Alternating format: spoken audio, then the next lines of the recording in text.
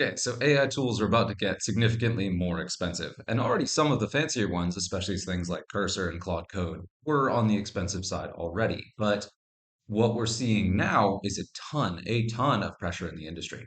So it started out with this enormous boom in the tech, and then the hype, and then a significant amount of investment. Like a phenomenal amount of money went into developing these AI tools, all of them. Your baseline codes, like your Claude and ChatGPT being kind of the biggest ones, but then Gemini, Microsoft Copilot, all of these different tools from the major tech companies. And it's really important to remember two kind of core things behind this. Number one, there's an enormous physical infrastructure behind this.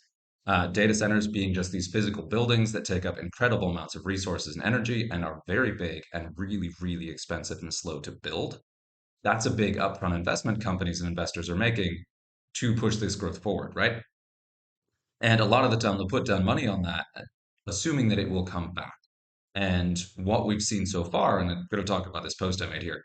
Real quick, I'm going to talk about how it's going to make money, and then we're going to talk about why it's getting more expensive now. So the post is, how is AI going to make money? 2026 is the make or break year, and that is that we've had several years of incredibly rapid growth where we've been getting a lot of increasing the power of tech tools or the AI tools, where the AI tools have been getting better, but also we've seen every single tech company out there, pretty much every single one, say we're doing this exciting new thing that no one else is doing. We're putting AI in our product because we've never seen that before, have we? And so we're seeing a lot of that. And this year is that kind of timeline. A lot of the time, if you get significant tech investment, significant startup investment, especially from a venture capital firm, you're looking 3 to 7 years where the VC expects to get their money back with interest plus dividends, because there's not a ton of patience in the heavy investment industry. It's quick returns back quickly. Um, and so what we're looking at right now, 2026 is a big year. We're about that 3 year mark where VCs are starting to get their money back, which also is an alarm bell for the companies that have been invested in heavily, because that means that every year from now on, more investors are going to be looking to get their money out. And that gets scarier and scarier if they're not making the profit they need to yet. If things change and the overall economic space becomes less friendly to the amount of money they need to make. Say, for example, oil prices keep going up, cost of living goes up, mass layoffs. If there's any kind of recession, a lot of these companies shutter overnight because then they lose whatever path they had getting their money. So 2026 is the make or break year, the year where pressure's really on because the enormous investment, circular investment no less, where like NVIDIA invests in ChatGPT, ChatGPT buys NVIDIA chips and invests in NVIDIA stock and circles on over. And then they all kind of invest in each other's data centers where they have all made the value of all of their companies sky high by investing in each other in this somewhat unsettling loop where the money's basically imaginary. The number of dollars in hasn't gone up, where NVIDIA gives ChatGPT money, ChatGPT gives money to NVIDIA, which then it puts into data centers. And that's just one example of that. And in the major, let's see, yes, in the major players is defining, yes, enormous investment in the AI players, excuse me. AI tools are still popping up out of the woodwork. I saw an announcement yesterday from Salesforce saying that they built in AI tools into their platform. And all of the major software platforms are pushing them like crazy, which is very true. I just had to turn off a Windows feature where if you click on a photo and drag it around your desktop, something pops down from the top to give you AI photo editing tools. It was terrible UI that got in the way of everything I was trying to do because a lot of these are being rushed jobs. They're trying to push this content into their platforms as quickly as possible because all of it up to now, let's see, AI tools are still popping out of the woodwork. All the major software platforms are pushing them like crazy. But all of it up to now has been hype, growing familiarity, and growing the user base, trying to get people excited about this stuff, getting people dependent on it. Possibly most importantly of all, trying to get nearly everyone dependent on AI tools. This is the thing where because they're built into all of these platforms, because they're getting us to sign user agreements, they're getting us to use these things and agree to use them long term or get dependent to the point where we can't really do our workflow without them. Like if you build your consulting website, if you build your app, if you build your sales and service whole program around AI tools, then if those tools get more expensive, you have to keep paying that until you find a way to replace them. So that dependence is a key part of this whole process right now so that prices can go up without losing users and start making the money spent back. with interest.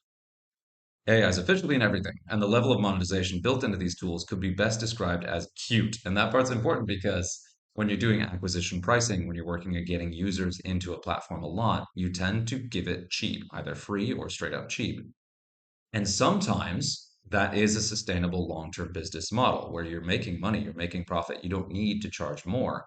In this case, that's not true because almost none of these companies are profitable. They're making some money. Some of them, like Anthropic, especially with Claude Code, is making quite a bit of money. But the amount of money they've been making is completely dwarfed by the amount of money going in. And there is a turning point, which 2026 is the early tip of that. There's a turning point where these companies have to either make that money back or go bankrupt. ChatGPT's OpenAI is clearly feeling the pinch with ads and pro accounts and more tools blasted in all directions to see which ones stick. And of course, their recent contract with the US Defense Department for ChatGPT. And that's just one company, and it's not making anywhere near enough to cover the bills. So this is something we really need to watch out for. You're going to see pro subscription prices go up, like we just saw with CapCut, for example. You're going to see the cost of tokens go up, where you'll have to pay more for the premium plans and get fewer tokens free and fewer tokens per tier of plans. You're going to see monetization models from things like Meta AI, because that's one that never really made money and has to figure out how to do it. So this is concerning as a user of the tech, as somebody watching the industry, having seen a ton of people adopt this stuff into their day to day. We don't know what this is going to look like. And that's one of the things I wanted to flag here is that we know that prices are going to go up. This stuff is going to get more expensive, period. That's just going to happen. We don't know where, we don't know when, we don't know how. And this is a call out both to the AI industry to figure out monetization models that are healthy and sustainable and not just be like, we need money now, pay us more. It isn't going to work well, especially not if all of them do it at the same time. Or do we let the industry just kind of fizzle out? And I think there is so much potential for these tools on the baseline, what it's capable of and what people are using them for. There is a space where we kind of need to keep going this direction, but it was alarming from the start that was in this very clearly hype stage, this very clearly like insane rapid growth stage that was going to be unsustainable. And we don't know what the other end of that looks like. So that's what we're looking at right now. And just a quick note on this too. It was funny. I went ahead and was like, what does AI say about this? Are AI tools about to get more expensive? And the quick answer is just yes. AI tools are already becoming more expensive, a trend expected to continue as models require more complex thinking and reasoning steps, consuming more tokens despite falling unit prices. While basic usage may remain cheap, advanced agents and premium tools are increasing in price due to skyrocketing compute costs and intense competition. The costs are rising because of increased thinking time. Modern AI agents, particularly for coding or research, require complex multi-step workflows, which drives up token usage. So even if you ask, say, two people are asking the same question. One of them asks, what should I have for lunch today? The other one asks, what are the possible combinations of this protein folding thing? The token usage in those two questions is enormously different, even though it's one question. High infrastructure costs. I called out the data centers. Those are going to be incredibly expensive. They already have been incredibly expensive. And now the people that paid to build them need to make their money back. Not only make the money back, but actually start making a profit on those data centers. Declining subsidies. Many AI companies previously subsidized cost to gain users, acquisition pricing. Now they are raising prices to achieve profitability.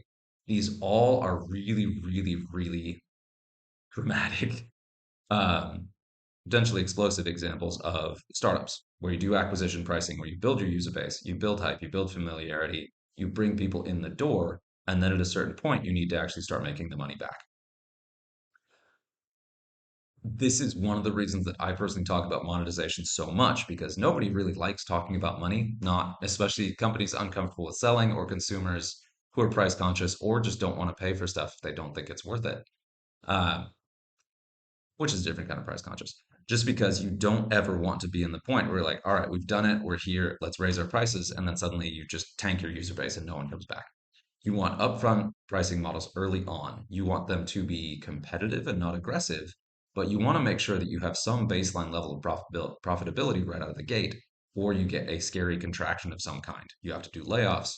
You don't hit your quarter marks, and your stock price goes down, or investors pull the plug, or investors will replace leadership and totally change the company.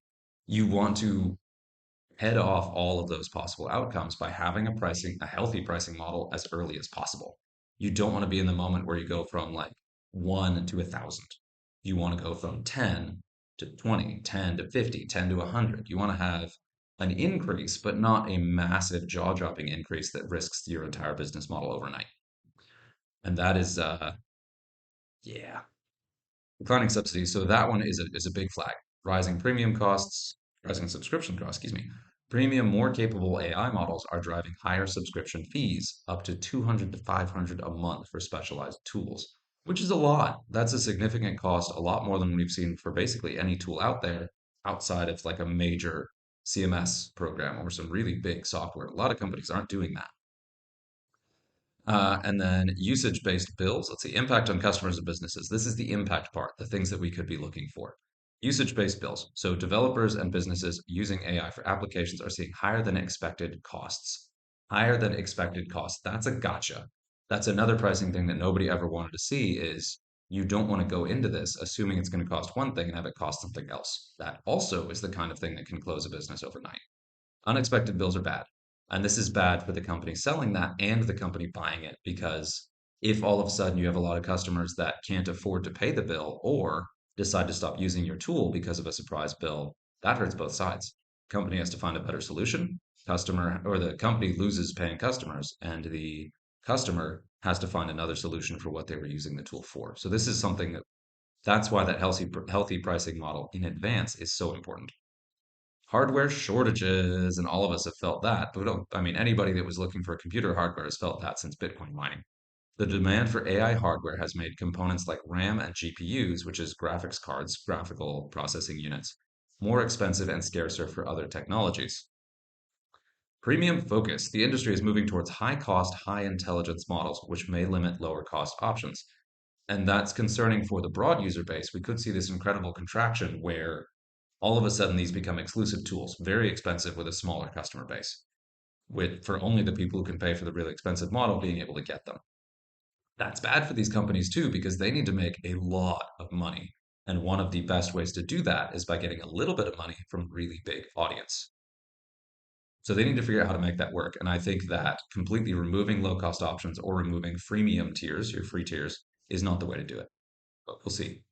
And there's a this is a pretty this is a good summary of more or less the things I already seen and went into this looking for. But also these little blurbs on the right offer a little bit of extra insight here too. AI development will become extremely expensive after VC money. We'll click on that in a second, the inverse bubble. Cutting AI, edge AI was supposed to get cheaper, it's more expensive. And that's the thing is that actually doing the thing that AI does is getting cheaper, but the cost we are already paying is not what it actually costs to do it. And the investment money, they're not returning the cost that they've spent on this, they're returning the investment money that was put in as a bet on the future of the industry. So costs are not rising because things are getting more expensive necessarily, despite what this part said. They are getting more expensive because up to now, there hasn't been an expectation that this money was going to have to be paid back, but that was coming all along. And then why AI tools keep getting pricier despite falling LLM prices. But we're going to go ahead and jump in on this one because Reddit is raw and sometimes extra honest. Wow. Wow. Wow. Seriously? Is this an AI post? Who wrote this? AI development will become extremely expensive after VC money is burned, which means that investment was spent and has to be paid back. It's just like a loan, the collection time comes back, except a little bit more aggressive. Yes, it's an inverse bubble. Traditionally, a bubble will pop and prices will crash, like the housing market. But in this case, and the bubble is popping as we speak, it will lead to extremely inflated costs. This is a weird, weird moment. And we're going to look into these comments a little bit more, but we're going to talk about this too. The money's already been invested. Somebody's going to be left with the bill and have to pay it back. And some of these companies are going to be scrambling to find new businesses. Like, say, for example, you built 3 data centers. There are 3 AI startups that are paying you for the compute power in those data centers. And then all of a sudden, all 3 of them go bankrupt. Now you are left holding the bill for these data centers, and you have to figure out how to cover the cost for that. And you have to find other customers, which means an actual competitive market for data centers. So right now, there's just not enough data center capacity to support the AI companies out there, which may stay true because demand is very high right now. This only happens if we get a lot of data centers at once and demand falls drastically. Uh, We'll see. We could see a aggressive competitive market for data center capacity, but not cheaper, where it's a seller's market on behalf of the data centers. Short-term token prices will spike. Long-term, they'll crash due to reduced inference costs from stronger GPUs. That's an optimistic take. I do think that depends on what level of profitability, what level of investment is possible to be paid back. I don't think prices will crash for a very, very long time, just because of the amount of money that has to be made back. Companies are banking on future reduced employee cost. And that's the thing too, is a lot of the very aggressive investment by big scale investors has been expecting AI to actually replace human people, which somewhere, some places it will, somewhere it will. And then also we're getting very smart robots that can do a lot of stuff too. There is going to be a world where labor costs are reduced dramatically, which does return some of this investment for people who invested in AI and then also invested in other industries, but not as much as these guys are expecting it to do. And I say guys because pretty much it's a bunch of tech bros. Sorry, guys. Uh, yeah.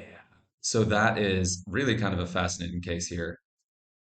As somebody in customer success, as somebody who works with people, as somebody who's played around with AI tools a lot, the weakest place for AI is in the true human replacement. That's the place where AI has not been able to fully accomplish the promises. And so this one, that early investment was, okay, we're going to invest $1 billion in AI right now, and then we're going to save 10 billion in labor costs in 5 years. Um, which is wildly optimistic. The AI tools are good, they're powerful, but I think the investment was too much too fast.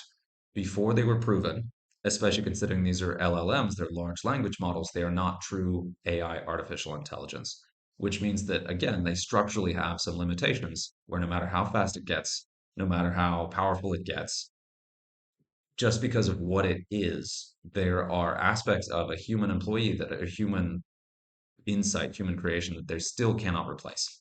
And we have yet to see if that is a structural limitation or if it's something LLMs can overcome. But the investment in the first place was on the promise that it could do it right out of the gate, that like ChatGPT could already replace people. And some level, in some places, it can, but not to the degree that it matches the amount of money put into it. At least GPU and RAM prices will get cheaper. We'll see. At some point, yes, probably. But let's see. For those using already expensive platforms like Lovable, mm, okay. And this is there are some free AI tools out there. Like there's an open source version, but that still runs off of data centers. That still runs off of some of the stuff that has incredibly expensive infrastructure costs. So I would be surprised if the free tools stay free long term. So there we go. We'll leave it at that. I don't want this to get too long or too rambly, but it is really important to note that there's a lot of conversation happening around this, and there's a lot of reasons why. But the one thing we can know for sure is that we are about to see an absolute tide of monetization by AI. The LLM, the large language model AI tools, are going to get very expensive very quickly. Uh, and we're going to have to see what happens with that. So that's it. That's my thought for the morning. Let me know what you think. Cheers.